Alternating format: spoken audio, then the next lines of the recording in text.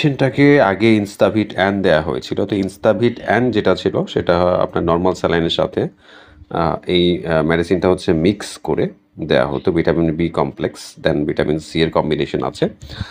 এটা মেইনলি হচ্ছে আইসিইউ পেশেন্টদেরকে দেয়া হয়ে থাকে। তারপরে হচ্ছে যাদের হচ্ছে ভিটামিন ডেফিসিয়েন্সির ব্যাপার-স্যাপার থাকে সেই ক্ষেত্রে চিকিৎসকরা নির্ধারণ করতে পারেন। তো এই পেশেন্টকে এর আগে ৪ টা ইনস্টাভিট অ্যান দেয়া হয়েছিল। যেটা হচ্ছে নরমাল স্যালাইনের সাথে আপনার কমপক্ষে ১ ঘন্টা আপনার সময় নিয়ে দেয়া লাগতো। তো আজকের যেটা মানে ডাক্তার সাহেব নির্ধারণ করেছেন সেটা হচ্ছে ইনস্টাভিট জাস্ট মানে এটার মধ্যে ওই 100 ml এর যেই নরমাল স্যালাইনটা সেটা কিন্তু নাই। তো এটা জাস্ট হচ্ছে 10 ml এর ইয়ে হবে, পরিমাণ হবে। তো সেটাই মানে দিয়ে দেওয়া হবে খুব সহজেই। নরমালি হচ্ছে আইভিতে যেভাবে দেয়া হয় সেভাবে। তো এটা প্রিপেয়ার করে নেওয়া হচ্ছে। জাস্ট ভালো করে মিক্স করে নিতে হবে পাউডারটার সাথে। খুবই ভালো কাজ দেয় অনেক ক্ষেত্রে যারা হচ্ছে ভিটামিন ডেফিসিয়েন্সিতে ভুগে থাকেন। সাধারণ দুর্বলতার ক্ষেত্রে খুবই ভালো রেজাল্ট দিয়ে থাকে। অন্যান্য দেখা যায় আপনার কোম্পানির এগুলো ভালো। এখানে কোনো প্রমোশন হচ্ছে না। এটা কোনো দেখা যায় কোম্পানির প্রমোশন না। জাস্ট যেটা দেখা যায় মানে হাতের কাছে ছিল বা যেটা ডাক্তার সাহেব সাজেস্ট করেছেন সেটাই দেয়া হচ্ছে। এই পেশেন্টের ভেইন যদিও দেখা যাচ্ছে তারপরেও টনিক-আট আমি ইউজ করলাম সেফটি ইস্যুর জন্য।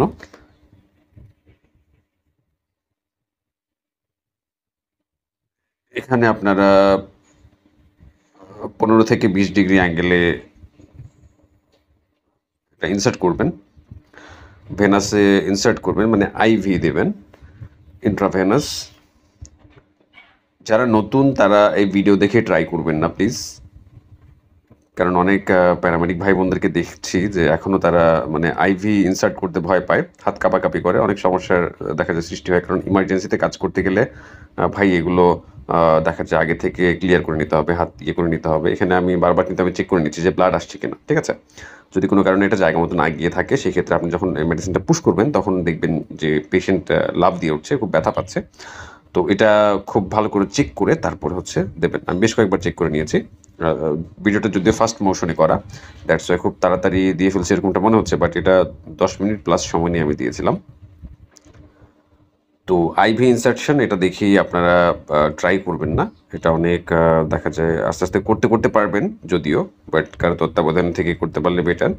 আর যেহেতু ইমার্জেন্সি চিকিৎসার সাথে প্যারামেডিকটা জড়িত থাকে তাদের অবশ্যই আইভি ইনসার্কশন দেন হচ্ছে মানে অন্যান্য ইনজেকশন সাইটগুলো সম্পর্কে ভালো দেখা যায় অভিজ্ঞতা প্রয়োজন।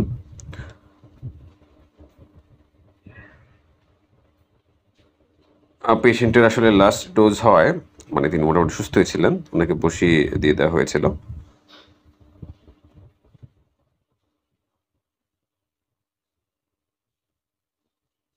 তো এভাবেই মোটামুটি আপনারা মানে দেখলেন যে কিভাবে একটা আইভি